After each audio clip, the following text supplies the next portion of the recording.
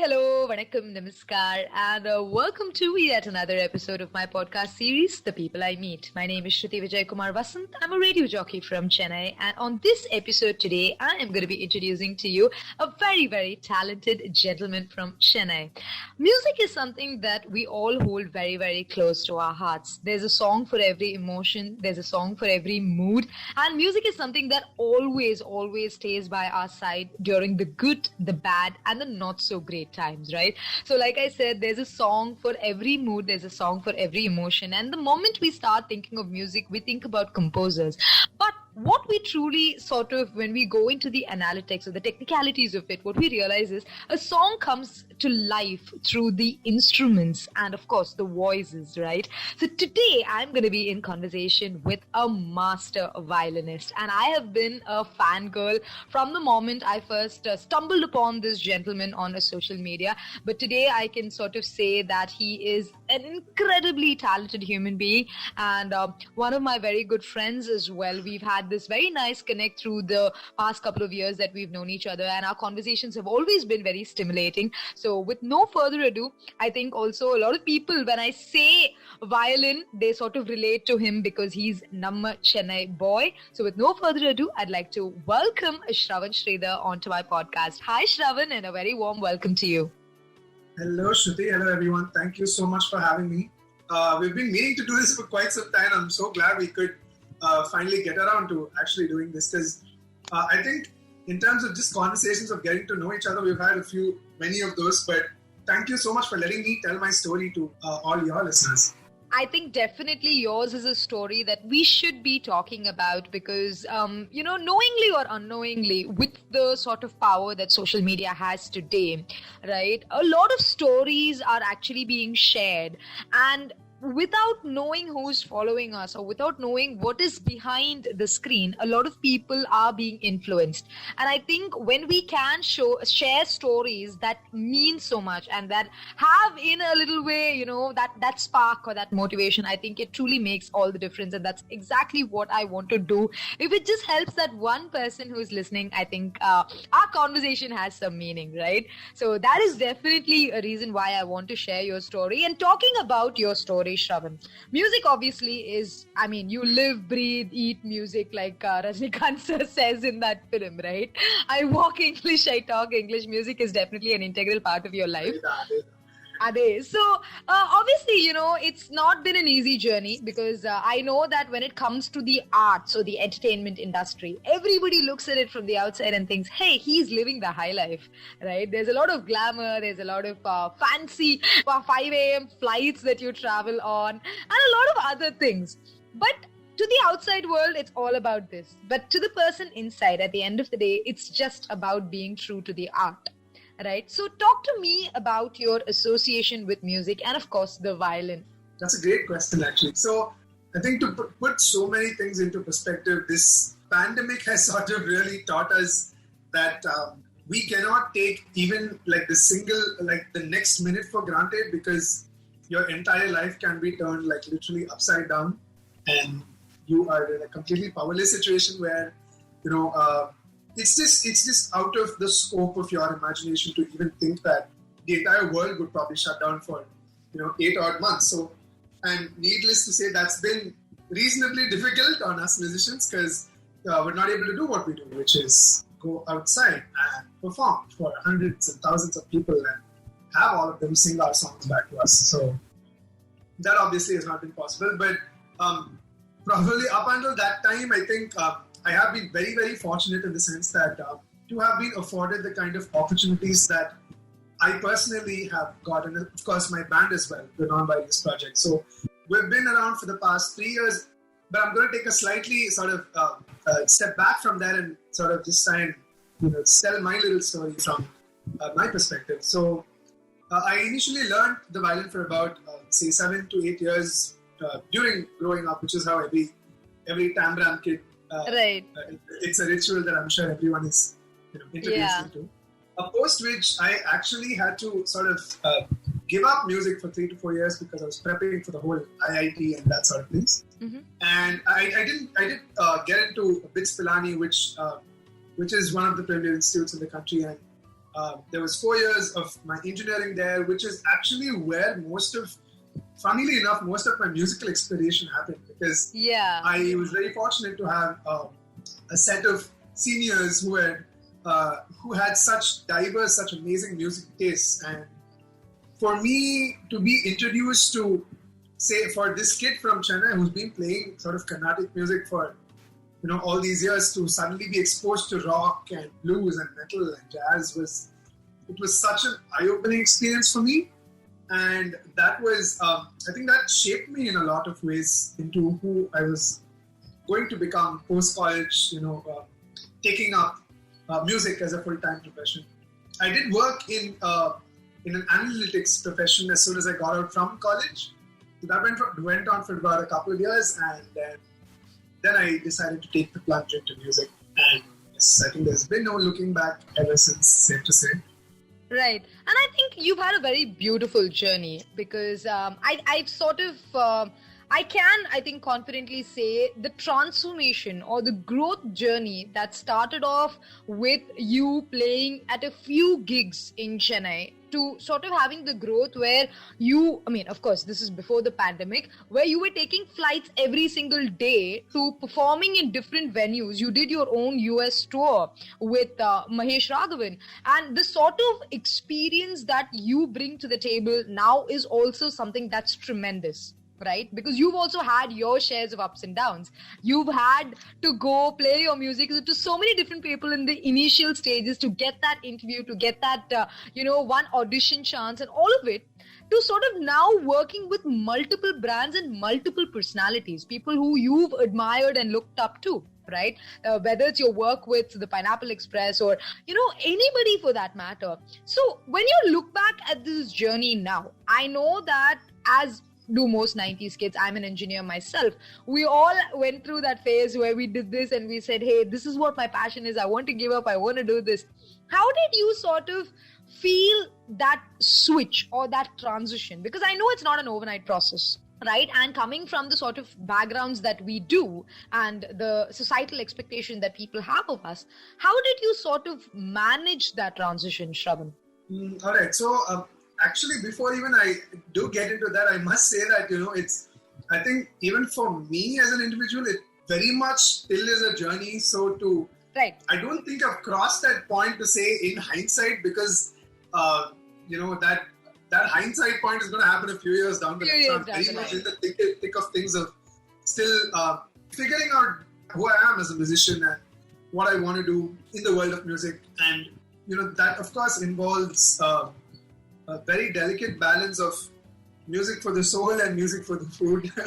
So, which is I think what most musicians struggle with, and I think it's a good struggle I think it's a good problem to have, to be able to make this passion of ours into a full-time career and sort of use that to fuel what we want to do in our musical pursuits and endeavors, to sort of stamp ourselves into the music world, no matter how minuscule it may be. I think it's very important, and I think it's absolutely must for every single musician to leave their stamp on music, because that's what you can give back to, the music world. You're taking so much from it. You're taking inspiration from legends like A.R. Rahman, Ilayaraja, and Michael Jackson, the Beatles, all of them, And I think it's very important that we have to lay our stamp in it as well. And I think I'm still very much in the process of that. Nowhere can I even claim to say that, looking at things in hindsight, I should have done this. I don't think. I'm still very much in the process, which I think is an amazing thing as well. So, because the reason why I sort of put it from that perspective, right? Mm-hmm. See, very often in life, we are at this position where we seem to think that with age or with experience or with the number of years we've been in the field, we have like different experiences, right? Yeah, so that's where I'm sort of coming from, because today, like, I feel a lot more people have been very fortunate to sort of take that plunge very early on in life, as 100%. opposed to going through the whole process and then realizing 10 years later that this is not what I want to be doing. Right? So that sort of puts a different perspective or a different twist on things in everyday life. Yes, of course. So, yeah, to look at things from that perspective, obviously it was a little sort of, I would say that the decision to quit my 9 to 5 and pursue music wasn't readily welcome in my house. But I think that's understandable because for our parents to have, at least my parents, I would say, and I would say parents of most kids who are trying to get into music, they aren't really fully aware of the kind of perseverance that I should say that they probably overestimate the perseverance that it does take to make something of yourself in the music world, which of course there is a substantial amount of perseverance involved. There's no taking away from that. But what I definitely can say with utmost certainty is that if you persevere, you will make your mark, in whatever it is that you're trying to achieve. You will convert that passion into, say, in the direction of, say, a profession that you probably dreamt of since you were a kid, So that, of course, is a little difficult for our parents to understand because, of course, they're coming from a whole different place of thinking and mentality. So it is, it definitely is in our hands to sort of try and keep things going till those results come, and then then they're a little bit convincing. Oh, okay, maybe this wasn't the most terrible idea on the planet. Yeah, as with any, I think, Tambram household, it was met with quite a bit of resistance initially, but I think it's safe to say that they're very supportive right now. Yeah, because see, this is, where the reason why I very often ask my guests this question is because we all sort of belong to that 90s kids generation, right? Yep. Whether it's you, whether it's me, whether it's Abhishek, whether it's Amitash, or any of the other guests who have sort of Anusha, a lot of people, we're in that age where we've been on both sides. Right? We're neither the millennial generation nor the generation from before where we sort of had that. So that's the reason why I'm sort of asking this question. But I want to go back and talk about something that you just mentioned. You were talking about leaving your own stamp in the world of music. Right. Inspiration is a word that very often I feel gets misused a lot. Right? Because there's outright copying and outright plagiarism. And then there is something where you say, I was inspired by this person. Of course, you give the person credit and then you go ahead and rework or, recreate their music. So what is Shravan's take on that? Because recently I know that there was something that didn't quite sit well with the body of work that you were doing, and you spoke about it quite openly as well. So how does it affect you as a musician today? Because of course, like I said, you've had a couple of years of experience now, and how does it affect you as a musician when you see somebody do this? To be really honest with you, I don't think we can sort of do much about it because, that it's not like we're going to sit and spend our time in calling out people, which probably is better utilized in making music of our own. So I think that's possibly my viewpoint on it. I don't know, maybe I'm wrong and I would love to be educated about this, but I just feel like just do your thing, I mean, I'm sure in every single profession there are going to be people out there who, who are probably not doing things in the most tasteful manner to be politically correct. But I guess at the end of the day, all you can do is, like I said, just do your best in what you're trying to do. And I think that's all I'm doing right now.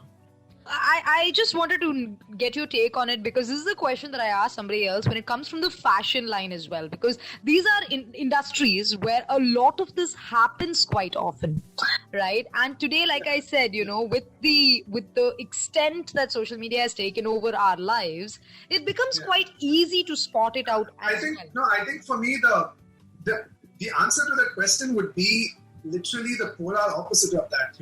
Okay. If it's things like, say, plagiarism or sort of borderline being influenced by somebody is bothering you so much, then I would say literally do the polar opposite of that. And that's what I really, really sort of admire about these boys from Pineapple Express. Mm-hmm. They have taken music that is so Indian and they have taken it to an international audience in a way that nobody has ever fathomed before, Right. And right. that, I think, And they're doing it in such a tasteful and such a classy manner that right now they don't have fans, they have super fans. They have people who will run into brick walls for them, Wow. And, like give their left kidney for them. So that, for me, that would be that's what I would be focusing on, like I would be rather inspired by individuals like them. And the funny part is I have so many inspirations outside of the music world as well. I know guys like, Gordon Ramsay or Cristiano Ronaldo are they are living embodiments of intense amounts of perseverance and hard work over multiple years, right? So, and that's something that's incredibly inspiring to me. Of course, I have tons of musical influences and inspirations, which probably will be beyond the scope of this one discussion of ours. Right. But yeah, I think that's probably where I come from. I would rather choose to be influenced and inspired by people who give their 110% every single day towards their art. I think that's important. I think that because see, at the end of the day, there is also another side to it where people say imitation is the best form of flattery, right? And to be in that place, to be in that position where somebody is being influenced by you, or somebody is looking up to your work and saying, hey, I want to recreate that, or I want to be able to do some sort of justice to it, is also a sort of compliment in a way, because they are moved. 100%. I mean, we are literally, so many of us have fallen in love with what Rahman sir has done and what Raja sir has done for like decades now. And they were so far ahead of their time back then that we are still sort of, trying to, they are our textbooks for music, in so many ways. So to be influenced and inspired by them is not a bad thing in any way. I think it's only natural that, when you grow up with a certain kind of music, that it will be a part of your inspiration and you will be influenced by it, and I think that's completely fine. But yeah, like I said, it's also about doing justice to what you're attempting, and I think that in that sense it's also important to like leave a little bit of your stamp on the music that you're trying to do. Fair enough, and I think that's a very beautiful sort of standpoint to have, Shravan, as a musician, because, or as an individual for that matter, because like we said, right, this is not something that exists only in the field of arts and entertainment. It exists across in so many different platforms, But since we come from this, we sort of focus on that rather than getting into the corporate details. But moving on, Shravan, you speak very, very well, very highly of your colleagues, whether it's from the Anand Bhaskar Collective or from the Pineapple Express, and even your own bandmates, right? So the Non-Violence Project, there is the Pineapple Express. You also work extensively with Mahesh Raghavan on Carnatic 2.0, and you've had varied experiences with all of them. Right? So is Shravan the same person he is with all of these different bands, or is there a different facet that comes out when you work with them? Yeah, I think the amazing part about all of this is that they're all such different individuals in so many ways, which I think is amazing because it helps me bring different facets of myself to the forefront, which I probably didn't realize, existed as both a musician and as just a human being in general. For instance, Anand Bhaskar is, I have not met another person in life who's been as supportive to anybody he has ever met in life than Anand. Just to put things into context for people who don't know who Anand Bhaskar is, he's sung multiple songs for Amit Trivedi, and literally every single ad that you watch right now during the IPL is sung by Anand Bhaskar. He's been the voice to so many products that you guys have literally witnessed over the past so many years. And he's right now composed the music for Mirzapur 1 and Mirzapur 2, which I think is just fantastic for him. The amazing part is that he still remains extremely down to earth to a point where it's extremely annoying. It can really get on your nerves sometimes.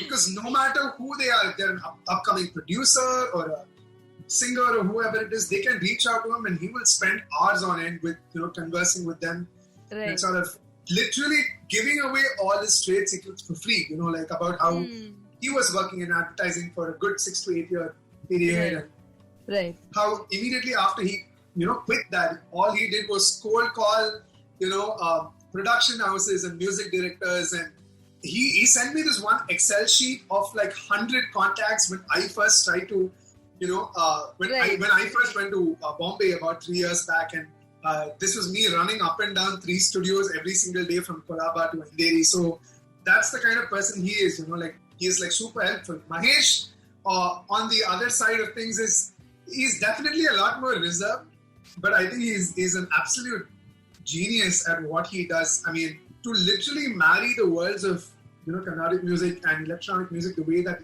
he's done, you have 5,000 different people trying to do that.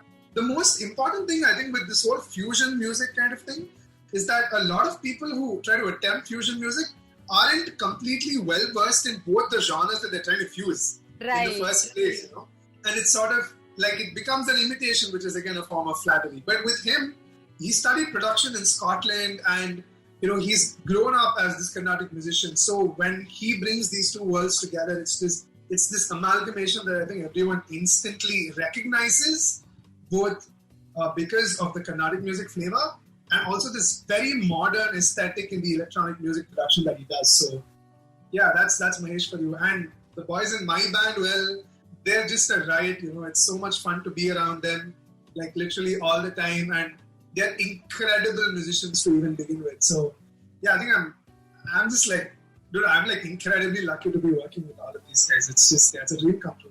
That's fantastic because, I always believe in this, especially when it comes to creative fields such as this. There's always a sense of energy. There's always a sense of vibe. And when you have this sort of flow with the people that you're working with, as the millennials put it, when you're vibing with the gang, there's a sort of, the creative output that comes out is just brilliant. So when we talk about these creative outputs, and I know that you guys are working on your own album as well, and there's a lot of production that's going on for the Non-Violinist project. So what happens on a day when the creative juices aren't flowing for Shravan? Because everybody has that, right? There are days when... we've been having, at least I've been having so many of those days over the past so many months. I think what I try to do is just go back to the basics of those days, whether it's just picking up my violin again and practicing, very rudimentary things. And I think I have to definitely mention Ganesh sir, who's been my guru for the past 4 months now. I'm pretty sure anybody who is from Chennai who's ever been to a Sabha Kacheri will be completely familiar with Ganesh and Kumaresh, who are this legendary violin duo. And I've been very, very fortunate to have Ganesh sir take me under his wing for the past 3 to 4 months. And it's been incredible for me learning from him. It's flipped the entire perspective of music for me upside down, because the emphasis was put so much again on music and not social media and, what kind of content will work, or inga koi video shoot panla, or none of that. It just came down to the really, really simple things, which is spending time on your instrument. I would say dedicated and focused time on your instrument and being consistent with that. And I think what that's helped me do is sort of apply those principles also in sort of life, just I think being focused and determined in whatever it is that you're trying to do. I really don't think there's any other way to do things. And then success is what follows all of that. So, yeah. So for days that creative juices aren't flowing for me, it's definitely that. I've also sort of, this time that we've all been afforded has helped me explore a lot of new boundaries. So I've also been exploring a lot of music production, which I think is something that I've always been extremely fascinated by, but just never had the bandwidth to sort of really explore that side of things. But I'm really enjoying that as well. And yes, as you said, there is a massive, massive, massive album that's going to come out. And I cannot wait for the world to see it. It's just, it's been this work in progress for well over a year now. And it's transformed and shaped up in so many different ways. And the way that it's coming out right now is just something I could not even have fathomed, 1 or 2 years back. All I'm going to say is this: we have gotten 5 singers on board to do this album. And these 5 are names all of you have extremely heard of on the radio and in movies so many times. there's going to be a song in 5 different languages. And yeah, that's all I can give away at this point in time. But this is going to be massive, and there are going to be like tons of music videos, tons of promotions, and tons of hype for this. And I am itching to like put this out there, but we're trying to do this in the right way. So we're trying to be patient to make sure every detail is exactly how we imagine it. And me being a stickler for details, I'll definitely take my time on that. But I just can't wait for all of you to see this. No, I think we are also, as you talk about it, I can see the eagerness in your voice. I can see the passion. And I for one, somebody who's listened to your music for quite a while and who's followed your journey, this is something that I'm quite excited about as well. So like I said, there's a lot of fangirl moments during this conversation because I can see the sort of conviction that you have, right? Because I've always believed that. That's something that I admire in people.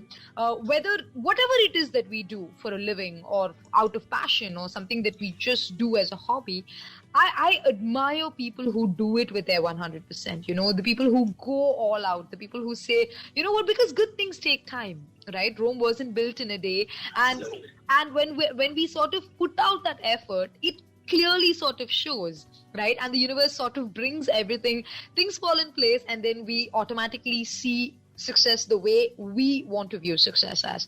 Which brings me to my next question, Shravan, because we spoke a little bit touch and go about, what success means to different people, because according to me, success is very, very subjective. What I deem as success, you definitely may not, right? And coming from 2 very different thought processes, I want to know what Shravan Sridhar thinks of as success.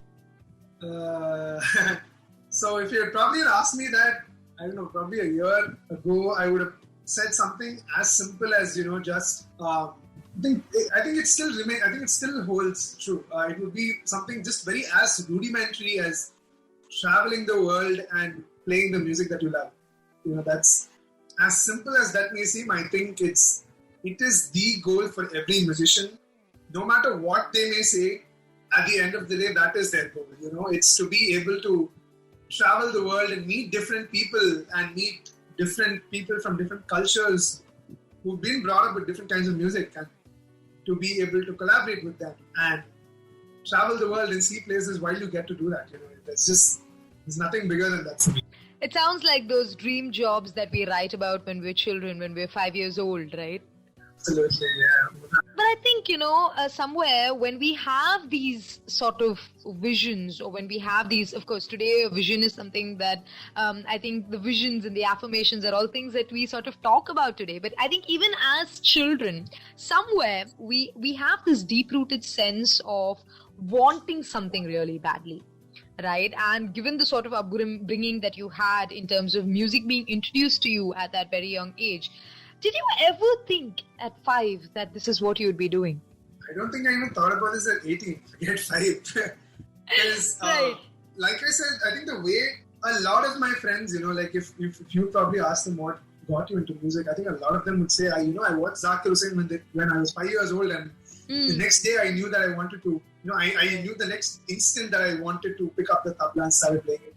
Right. For me, I had no such epiphanies and no such, ray of lights or anything of that sort. I think it was very much a process for me in right from taking a break from music and then having this reintroduction into music, so to speak, and then sort of trying to balance the whole juggle of music and a full-time job, and then into full-time music, and now with this album that we're trying to do in putting our original music out there. I think it's kind of come a full circle in a lot of ways, I think. Yes. So that's, I was just, sort of visualizing the different stages that you were talking about, right? And it seems like when we talk about, I think definitely this year has also taught us that a year can also seem like it's going by really fast, but can also make you feel like, you're waiting for something for eternity. I think that's the sort of year 2020 has been. And when you're talking about these different stages, Shravan, obviously your sort of thought process and the sort of ideals that you have would have had a little bit of a transformation at every stage, because all of us have different needs, different wants, different ideas or approach towards life as we grow. Right? Whether we grow older and wiser, I'm not really sure of, but definitely we have our own expectations, right?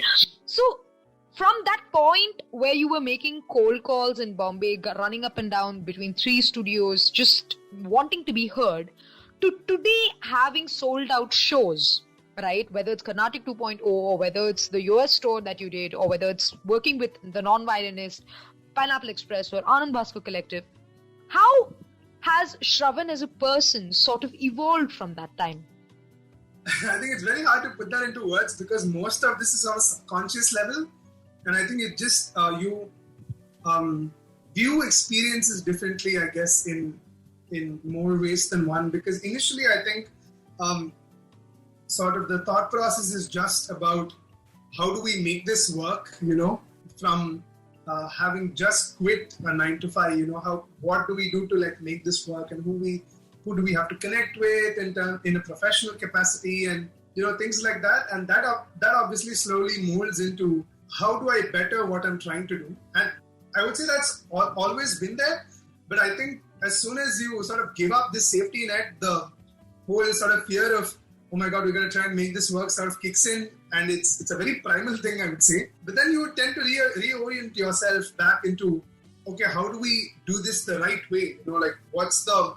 How do you just better yourself as a musician? And what interesting collaborations can happen? And I think the questions sort of start to they take shape in a very different way. I think that's the major change, more that the mentality, of course, I would say is, especially because of this lockdown, I think it's put a lot of things into perspective. It's just about, it really reorients your focus into things and people that are important to you. And I have definitely felt that happen over the past few months. It has really, I would say over the last couple of years, it's been all over the place for me, from me running around from one city to another, from one show to another. I think when the entire world was put on a pause, it just it was like a slap in the face, which just kind of said, you have to figure out your priorities, which are extremely essential.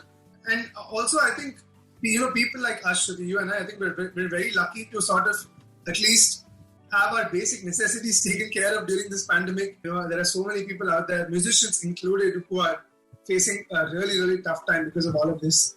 And I think things like those, I'm very actively thinking about things like that as well, and which, again, I don't know how much I might have done in the initial phases where it is a very self-centric sort of thought process, like, okay, how do I get this done and how do I put myself out there? Now it's more of, how can we develop and how can we improve as not just musicians, as people and as human beings in general. So I think it's more of a holistic sort of thought process, and I like that transition. I think it's not as cluttered in my head, I think, and I am taking things one step at a time, which I think is a far better way of doing things than trying to take 1,000 steps at a time and then,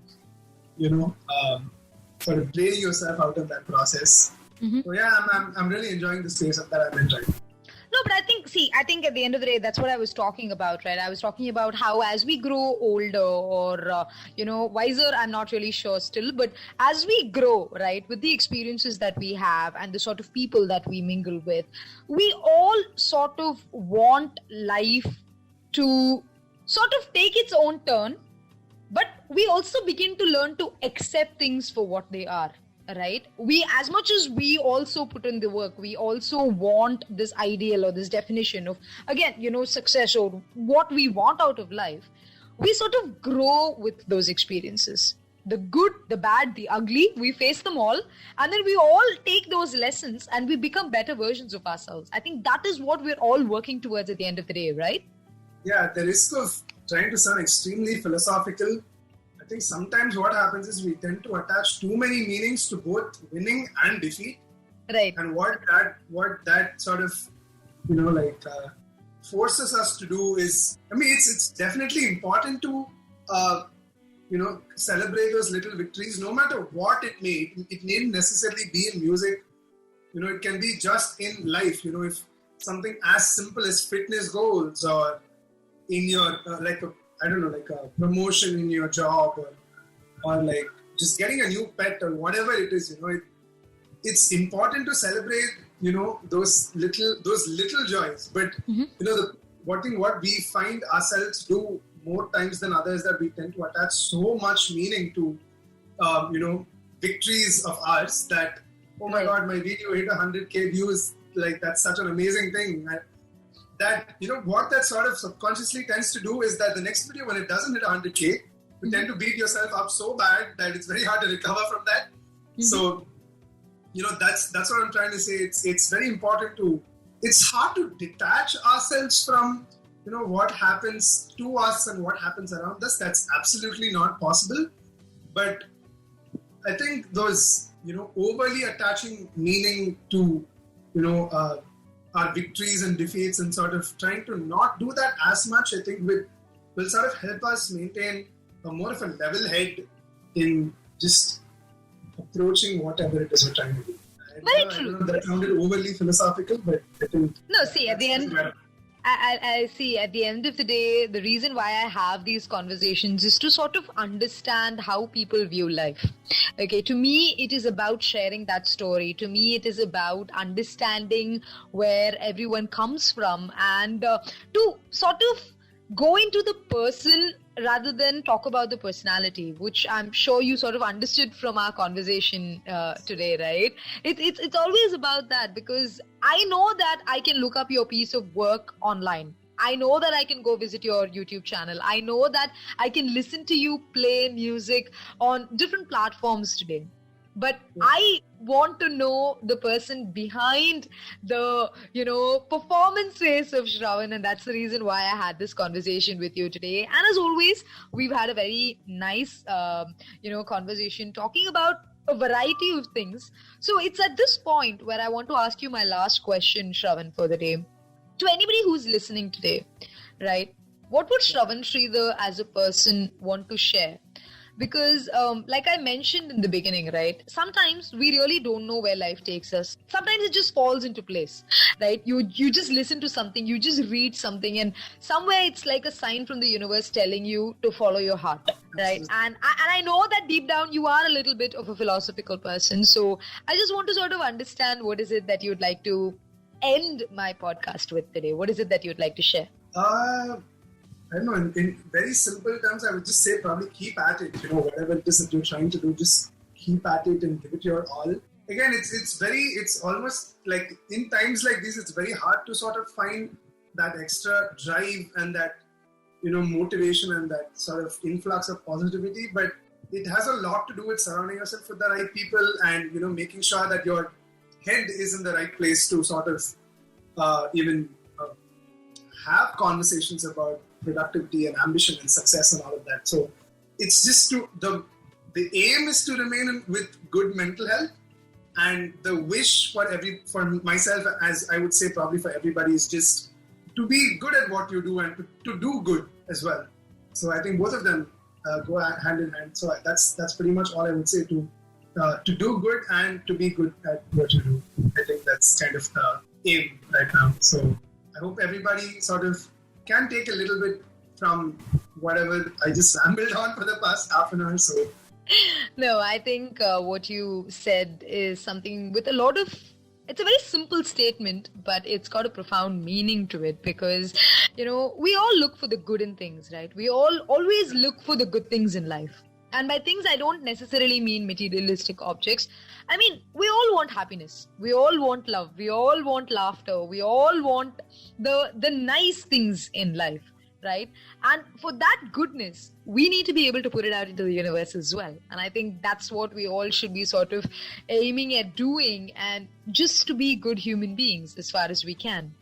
So Thank you so much once again, Shravan, for having accepted my invitation of having this conversation with me, because I know that we've on different occasions in life spoken about so many different things, and we've had some really stimulating conversations. Getting to know this side of you today was quite refreshing, and I know today we actually did speak quite a lot about music and the sort of background that you come from and where you are right now, right, as a musician. So thank you so much, and here's wishing the Non-Violinist project lots of success with the fantastic new album, and let's celebrate all of those milestones, because like Winnie the Pooh says, right, sometimes it's the little things that take up the biggest space in your heart.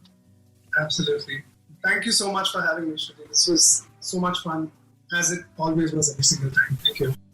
Thank you so much. And with that, we come to the end of today's episode, ladies and gentlemen. The wonderful person on the other side of this conversation today was Shravan Sridhar. He is a fantastic violinist. You can find him on all social media platforms as Shravan Sridhar. You can also check out his work with his band, which is the Non-Violinist Project. Look out for their upcoming new album. I'm sure it is going to be a chartbuster.